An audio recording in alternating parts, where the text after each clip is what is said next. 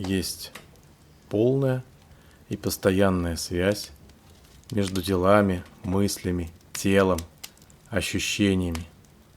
За мыслями, как всегда, ни о чем, мы эту связь не замечаем.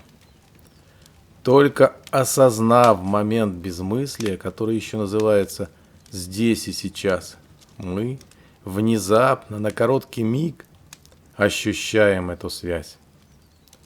Увеличивая миг светлого, чистого ума, мы начинаем понимать, что за каждым переливанием нашей мысли, течением речи, ощущениями тела есть неумолимое движение, изменяемость всего вокруг нас. Еще немного и приходит озарение, что ничего другого, кроме ума, речи и тела, нет. Да и то, что они свойства безграничного сознания. Без времени, вне понимания нами пространства, вне иллюзии ума. И теперь в каждой вещи, в каждом слове, в каждом действии, мысленном или телесном, мы видим единую связь, взаимодействие, общую закономерность.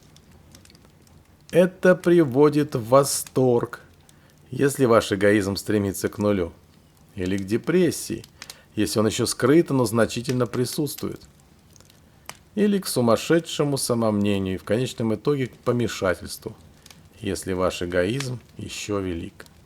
Растворение границ своего эгоизма, корости, границ между жизнью и смертью, любовью и ненавистью, освобождение изначального совершенства из пут иллюзий единственности и себелюбия, самомнения и великости – прямой путь к постижению себя, своей сути, цели своего существования, прямой путь к счастливой жизни в естественном моменте, в одном моменте с судьбой и Вселенной.